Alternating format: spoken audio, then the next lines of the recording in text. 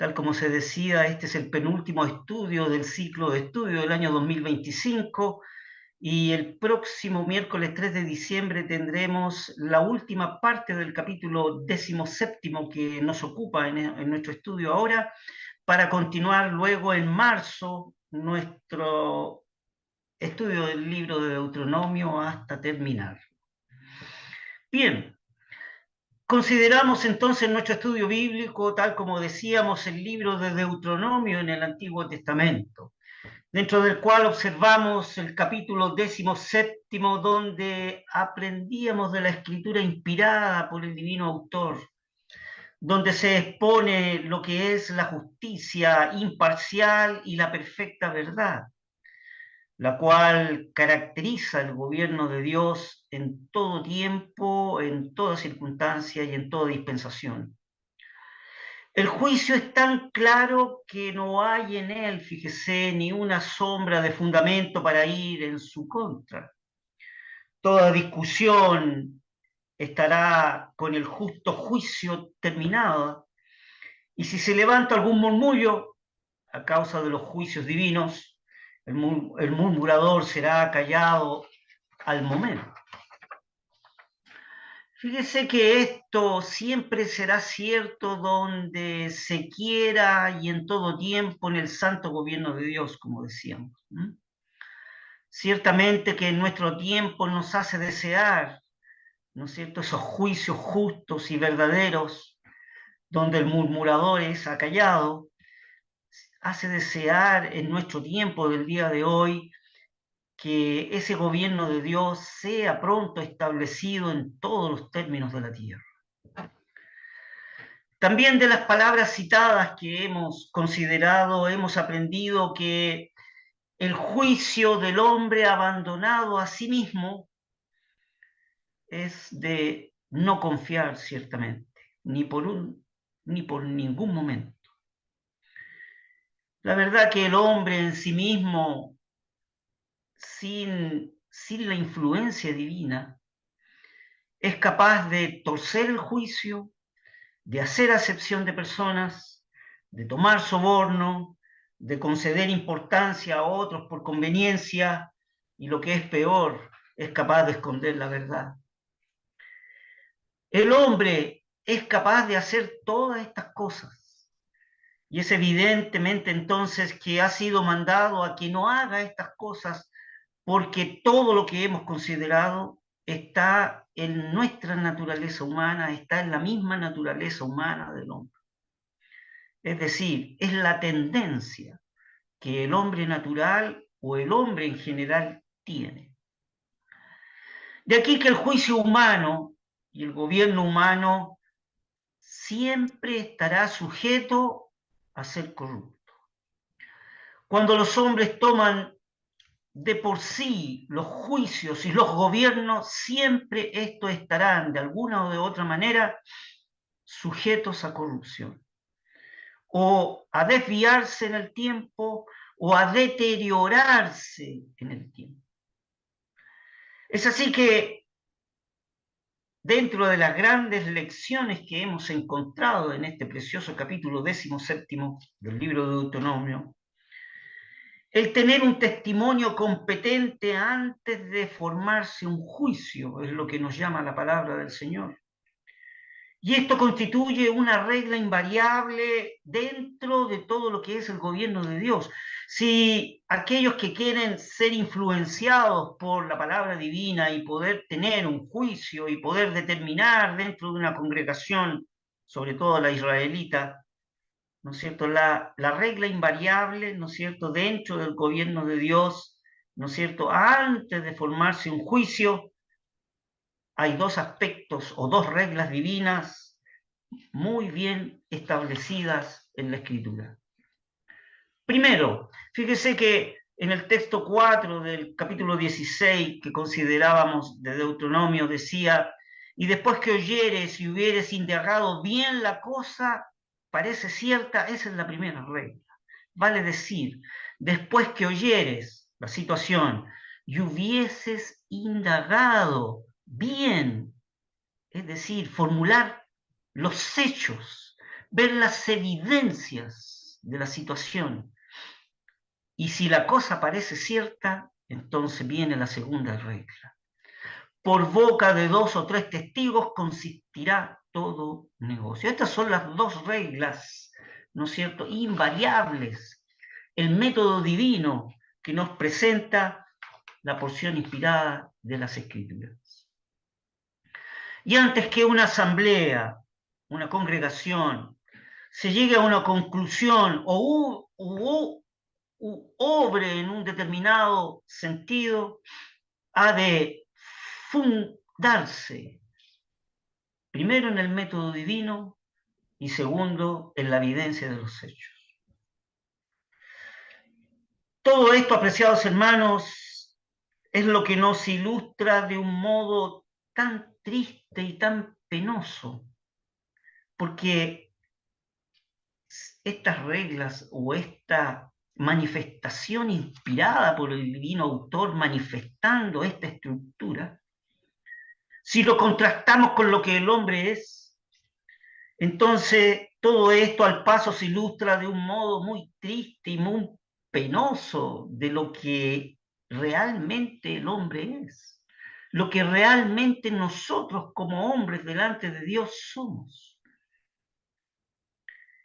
Y manifiesta la palabra de Dios al ser tan clara, tan diáfana, tan pura, entonces hay un contraste de lo que es la mera religiosidad humana sin conciencia, a lo que puede llegar la religiosidad humana sin conciencia. Leíamos, ¿no es cierto?, de que el hombre puede torcer el juicio, puede hacer acepción de personas, puede conceder importancia a otros por conveniencia y aún puede esconder la verdad. Y aún decir ser creyente en Dios. Esta escritura tan pura, tan diáfana que encontramos en el libro de Deuteronomio, que es el objeto del libro de Deuteronomio, es manifestar el aspecto moral del hombre, es poder descubrir y contrastar la actitud moral que tiene del hombre y lo que es la pureza del corazón de Dios, de los pensamientos divinos y el deseo de los propósitos de Dios que tiene para con su pueblo amado en todo tiempo, contrasta con lo que realmente nosotros somos. Eso es lo que nos revela el libro de Deuteronomio, el aspecto moral, y aflora como contraste de lo que es el hombre. Lo que es la mera religiosidad humana sin una conciencia deja enteramente intacta, ¿no es cierto?, la hermosa regla escritural, la hermosa regla moral por parte de Dios escritural. Y esta se conforma entonces para que sea nuestra guía. Y en las primeras líneas del capítulo que nos ocupa, lo consideramos. La verdad es que, apreciados hermanos, la religión, el considerar en que el hombre quiere adorar a Dios sin conciencia o sin temor de Dios, es la cosa más degradante, es la cosa más desmoralizadora y es la cosa más endurecedora de corazón. Eso es lo que produce cuando el hombre, en una forma religiosa, sin una conciencia, sin un temor de Dios, trata de dirigir, adorar, alabar o trabajar en las cosas de Dios, se transforma en algo degradante. Porque a la final será un caos, será una manifestación corrupta, será una manifestación moral contrastada con la palabra de Dios de lo que realmente somos. Y eso es desmoralizante. Y eso produce orgullo y vanidad. Por lo tanto, hay un endurecimiento de corazón, a no ser que haya una confesión verdadera y un arrepentimiento verdadero. Todo esto existe, apreciados hermanos, bajo la bóveda del cielo, en estos tiempos y aún en los tiempos de Israel, de los cuales estamos considerando y sacando lecciones de lo que la palabra en el antiguo pacto está inspiradamente escrita. Y fíjese que uno de los más terribles rasgos de esto consiste en que los hombres que están bajo esta influencia de aquella religión sin conciencia y sin temor de Dios, ¿cuál es el rasgo que tienen? ¿Cuáles las actitudes? Es que no se avergüenzan, ni temen. Hay una rebeldía, una rebelión y una dureza de corazón. Cuán distinto es, apreciados hermanos, lo que produce el Espíritu Santo en el corazón del creyente en Cristo en el día de hoy. No olvidéis que en el Antiguo Testamento el Espíritu Santo estaba sobre aquellos que el Señor había propuesto y designado. Sin embargo, en esta dispensación, en esta era de la gracia, el Espíritu Santo está en el creyente y con el creyente. Cuán maravilloso es la obra del Espíritu de divinidad en el corazón de los creyentes, el cual nos anima primeramente a mirarnos moralmente, a humillarnos, a ver nuestra condición y nos insta a arrepentirnos. La sangre de Cristo, una vez que confesemos nuestras condiciones, nos limpia de toda maldad para que volvamos a servir, sigamos sirviendo en esa manera al Dios vivo y verdadero. No olvidéis lo que dice la palabra del Señor. Podríamos ir, apreciados hermanos, no lo tenía considerado, pero podríamos ir a la primera carta del apóstol Juan. Primera carta del apóstol Juan, por favor.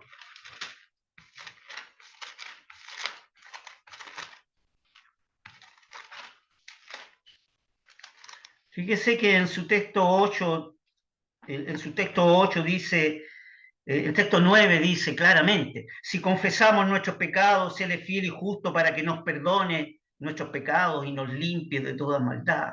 Perfecto. Pero nos olvidamos del contexto a veces. A veces tomamos este texto y nos gozamos, pero nos olvidamos del contexto. Porque este texto, dentro de su contexto, parte desde el texto 7, en el cual dice, mas si andamos en luz, como Él está en luz, tenemos comunión entre nosotros y la sangre de Cristo, su Hijo, nos limpia de todo pecado. Observe lo que la Escritura inspirada dice. Nos manda a que los hermanos andemos en luz. Y si hay controversia entre hermanos es porque los dos no están en luz o uno de ellos no anda en luz. Si andamos en luz, como Él está en luz, tenemos comunión entre nosotros. Y la sangre de Cristo nos limpia de todo pecado para seguir andando en luz. Entonces, manifiesta la Escritura inspirada. Si dijéremos que no tenemos pecado, nos engañamos a nosotros mismos y no hay verdad en nosotros. Y ahí está el ánimo, entonces. Si confesamos nuestros pecados, Él es fiel y justo para que nos perdone y nos limpie nuestros pecados, y perdone nuestros pecados y nos limpie de toda maldad. Y si dijéremos que no hemos pecado, le hacemos a Él mentiroso y su palabra no está en nosotros. Un texto a considerar dentro del contexto de lo que estamos estudiando y considerando. ¿Por qué? Porque decíamos que uno de los efectos, uno de los rasgos de aquella religión que es sin conciencia o sin temor de Dios, es no avergonzarse, es no temer, es, ¿no es cierto?, no tener, es resistir el espíritu de divinidad.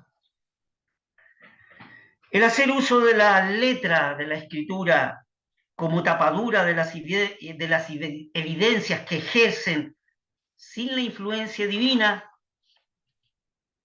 es lo más terrible y garrafal, por así decirlo, que un creyente puede cometer.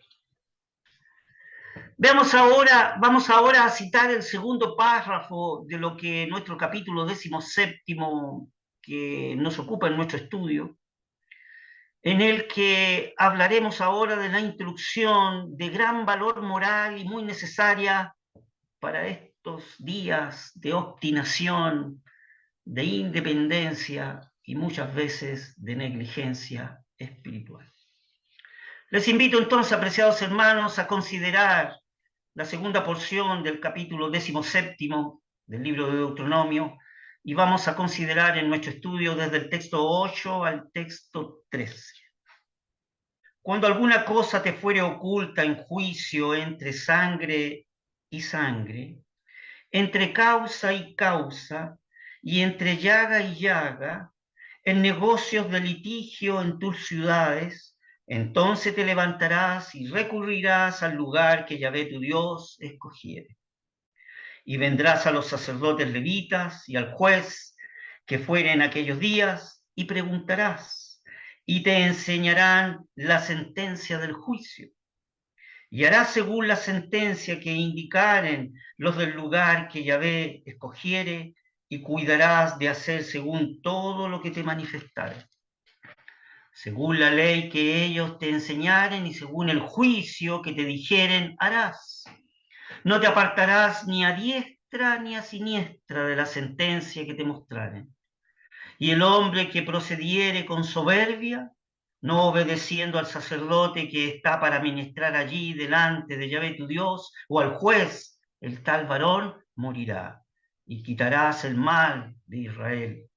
Y todo el pueblo oirá, y temerá, y no se ensoberbecerán más. Que el Señor bendiga su palabra. Aquí tenemos lo proveído divinamente para el perfecto esclarecimiento de todas las cuestiones que pudieran suscitarse en medio de la congregación de Israel. Aquí está la pauta, aquí está la dirección, aquí está, ¿no es cierto?, el camino, ¿no es cierto?, de todas las cuestiones que pudieran suscitarse en medio de la congregación y cómo debe la congregación actuar. Todos debían exponerlo ante la presencia divina, en el lugar divinamente señalado. No era que cualquier israelita o judío piadoso podía ir a cualquier lugar, ¿no es cierto?, ya sea al juez o al sacerdote, donde a él le pareciera poder explicar su situación o poder manifestar su preocupación, ¿no es cierto?, o su problema. Todos debían exponerlo ante la presencia divina, pero en el lugar divinamente señalado. Y por la autoridad debidamente designada. No se trataba de que el judío piadoso o el israelita fuera a conversar con otros judíos, con otros israelitas, su problema y comienza la murmuración. No se trataba de eso. Se trataba de que tenía que ir al lugar divinamente establecido y a la autoridad debidamente designada para poder exponer delante de Dios, en la presencia divina, la situación, el problema, la circunstancia. De este modo, entonces, la terquedad que pudiera haber en medio del pueblo de Israel, o la presuntuosidad, o la rebeldía, eran cuidadosamente evitadas.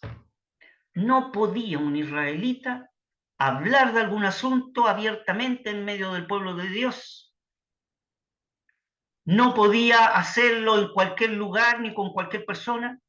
Tenía que ir a la presencia de Dios, al lugar divinamente señalado y a la autoridad debidamente asignada. Con eso se evitaba la murmuración, la rebeldía, la terquedad y la presuntuosidad que cualquier israelita pudiese tener ante los conflictos en medio de la congregación del pueblo de Israel. Todo asunto de toda controversia debía ser resuelta por un juicio divino, por el juicio de Dios, según fuese expresado por el sacerdote o el juez designado por Dios para tal objeto. En otras palabras, se trataba de un asunto que era pura y exclusivamente de la competencia de la autoridad divina. No se trataba de que un hombre se alzara contra otro, no era ese el sentido de esta situación. No se trataba de atacarse los israelitas unos contra otros o tribus contra tribus, con terquedad, con rebeldía, con orgullo, con presunción. Eso jamás debería ser admitido en medio de una asamblea de Dios, ni en Israel ni en el día de hoy. Todos los miembros del pueblo de Israel, cada israelita, cada tribu, debían someter su causa a un tribunal divino e inclinarse implícitamente a las decisiones de ese tribunal divino. Ahora, si este tribunal divino, a través del sacerdote o el juez designado como autoridad, manifestaba la situación, circunstancia, problema en el lugar designado por Dios, ante las autoridades que Dios había designado, y aún así haciendo un juicio,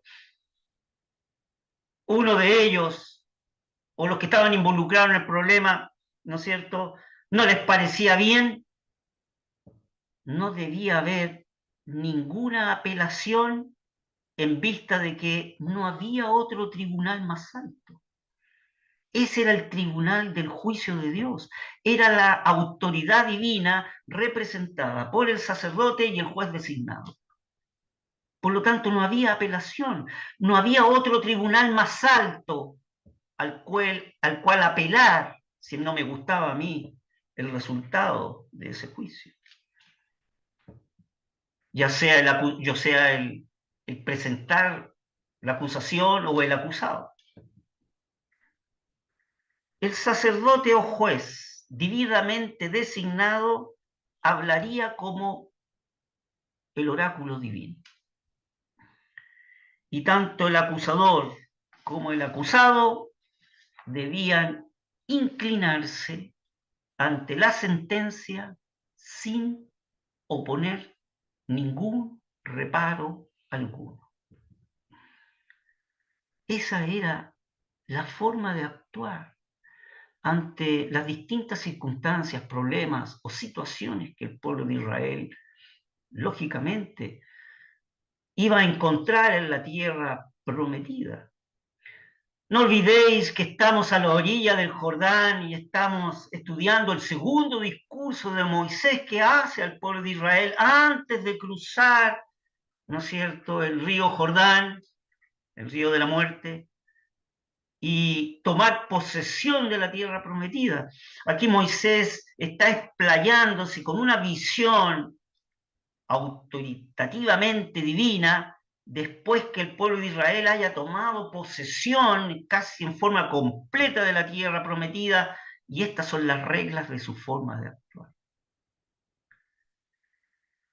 Es evidente para nosotros que ningún miembro de la congregación de Israel pudiese llevar, ¿verdad?, o pudiese pensar en que ante algún litigio o algún problema, circunstancia o situación que se sucediera en medio de los israelitas o de las tribus o del pueblo de Dios, llevar el caso litigioso al conocimiento de un tribunal de los gentiles, ¿verdad?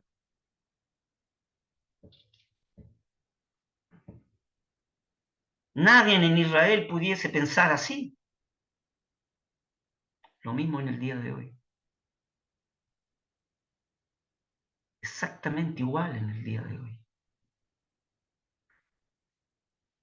Aquí caben algunas preguntas, apreciados hermanos, que tenemos que saber dilucidar para que este libro de Deuteronomio, que manifieste el aspecto moral de nuestras vidas, sean lecciones para nosotros. No tiene todo esto que estamos considerando y estudiando una voz o una lección para nosotros. ¿Cómo se han de arreglar los cristianos en el día de hoy en sus diferencias y en sus controversias? ¿Debemos recurrir al mundo con una demanda de justicia? ¿Acaso no hay en la Asamblea de Dios disposiciones para la debida comunicación de los casos litigiosos? Efectivamente, el Señor ha puesto los ancianos en medio de una congregación. Y la labor de los ancianos no es solo cuidar la congregación, sino también velar por la sana doctrina que la congregación vaya dirigiéndose, no desviándose, preservar la palabra de Dios, mantener la unidad entre los hombres y el pueblo de Dios. Bueno, si queréis estudiar acerca de cuáles son las funciones de los ancianos en medio de una congregación, podéis estudiar, ¿no es cierto?, algunas porciones de Timoteo, o en el primer capítulo de la epístola a Tito. Vamos a encontrar ciertos requisitos y ciertas directivas de lo que los ancianos son y deben ser. Es interesante, es solemne, es profundo, es espiritual considerar todas estas cosas en medio de un pueblo de Dios. ¿Acaso no hay en la Asamblea de Dios las disposiciones para la debida comunicación de los casos litigiosos? Ciertamente que sí los hay. Pero fíjese que podríamos oír lo que el inspirado apóstol dice sobre estos asuntos a la Asamblea de Corintios, fíjese, que es un ejemplo de una asamblea donde había mucha desorden espiritual y donde el apóstol muchas veces tristemente tiene que escribir una epístola para poder corregir, orientar, guiar, exhortar, consolar y animar a los hermanos de Corinto, que vivían en una actitud muy desordenada en muchos de los aspectos. ¿Qué escribe el apóstol Pablo, inspirado por el divino autor, a la asamblea de los Corintios con respecto a este tema que estamos considerando? Les invito entonces a considerar 1 Corintios capítulo 6, y vamos a dar la lectura desde el texto 1 al texto 12. Nos vamos a dar un tiempo para esto. 1 Corintios capítulo 6, texto 1 al texto 12. Dice así la palabra del Señor. ¿Osa alguno de vosotros, teniendo algo contra otro, ir a juicio delante de los injustos y no delante de los santos? ¿O no sabéis que los santos han de juzgar al mundo? Y si el mundo ha de ser juzgado por vosotros, ¿soy indigno de juzgar cosas muy pequeñas? ¿O no sabéis que hemos de juzgar a los ángeles? Cuanto más las cosas de este siglo. Por tanto, si hubieres de tener juicios de cosas de este siglo, poned para juzgar a los que son de menor estima en la iglesia. Para avergonzarlos, lo digo, dice el apóstol. Pues qué, ¿no hay entre vosotros sabios ni aún uno que pueda juzgar entre sus hermanos? Sino que el hermano con el hermano pleita en juicio, y esto ante los infieles. Qué situación la de la Asamblea de Corintios, ¿verdad? Así que, por cierto, es ya una falta entre vosotros que tengáis pleitos entre vosotros mismos. ¿Por qué no sufrís antes la injuria? ¿Por qué no sufrís antes ser defraudados? En vez de ir al juicio con los gentiles, ¿por qué no sufrimos mejor la injuria o por qué no sufrimos ser antes defraudados?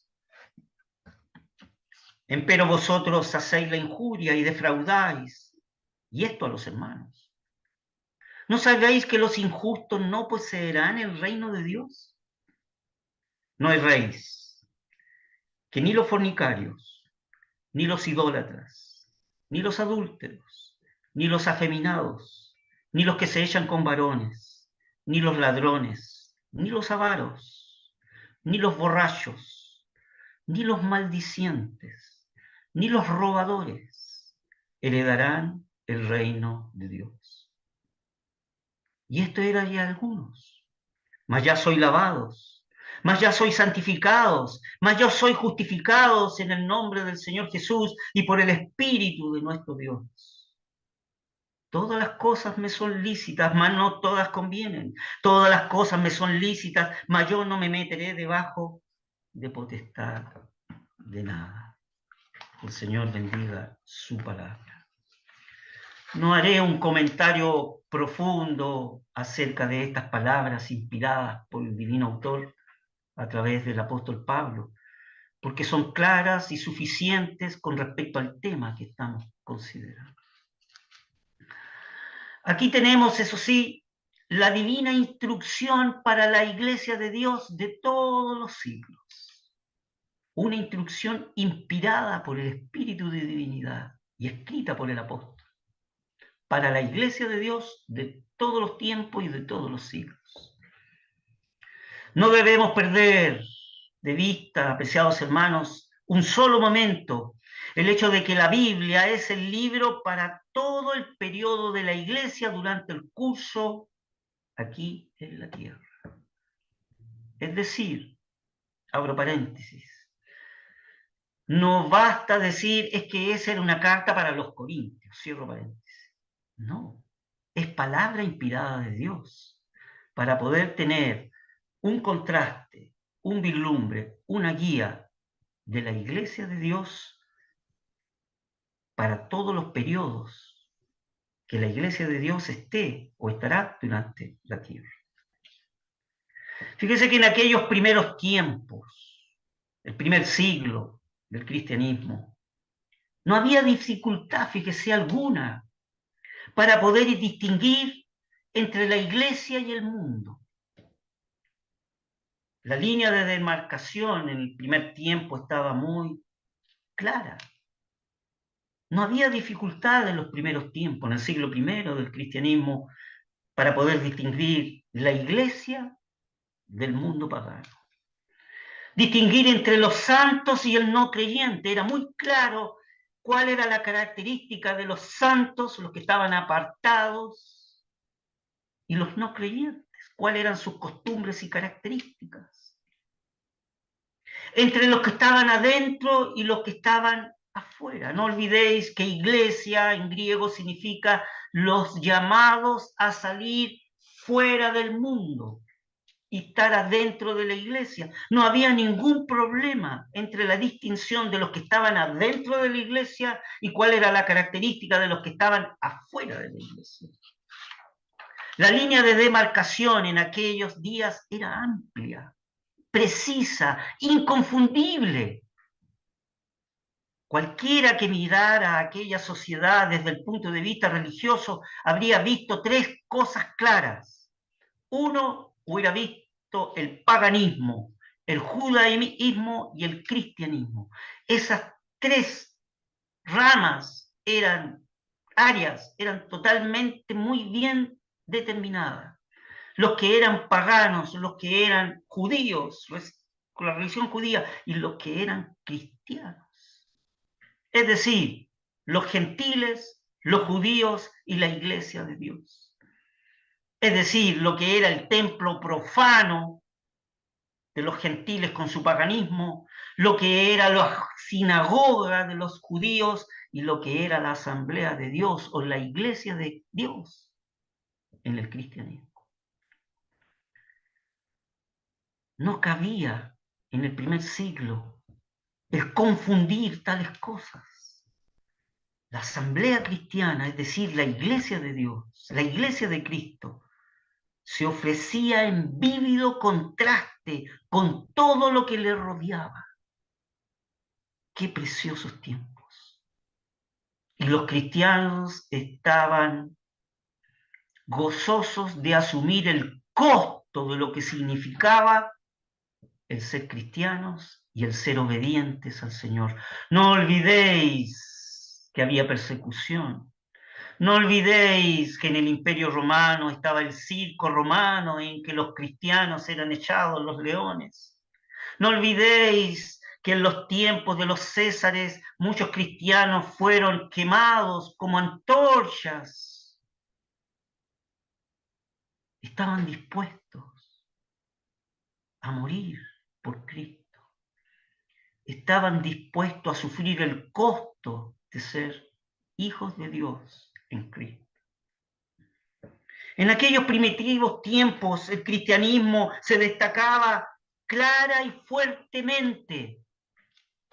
No era algo nacional de Israel o de la localidad, no era algo provincial, no era algo parroquial, no era tan solo en un lugar donde se congregaban, sino era una realidad práctica, viva y personal de aquellos que se identificaban en el nombre del Señor. No era simplemente un credo profesional, es decir, no era una actitud nominal o nacional, sino era una fe práctica, divina, un poder vivo en el corazón, por supuesto, producido por el Espíritu Santo, de divinidad en ellos, que se derramaba al exterior en la vida diaria.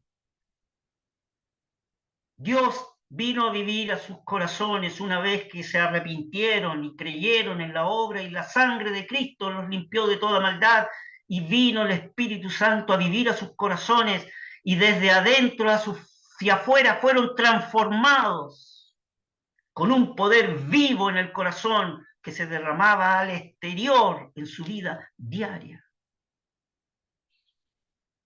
Y asumían el costo de ser cristianos.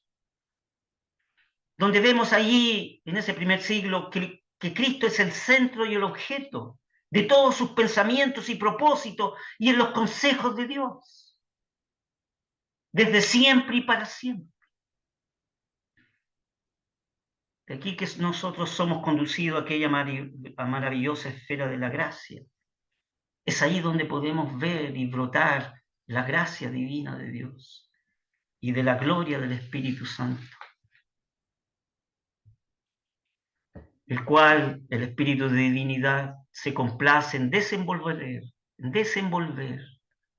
en manifestar la palabra preciosa de Dios en nuestros corazones.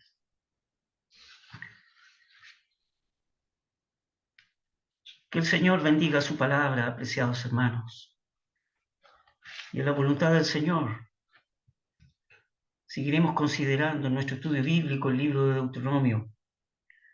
En la próxima reunión será el último tema de este capítulo 17 y cerramos este ciclo del año 2025 con este precioso estudio de este libro maravilloso que nos revela lo que es la palabra de Dios pura, inefable, maravillosa, gozosa, preciosos pensamientos de Dios en su mente y preciosos sentimientos de Dios en su corazón que quería para su pueblo de Israel y ciertamente quiere para el pueblo de Dios, su iglesia en Cristo Jesús del día de hoy.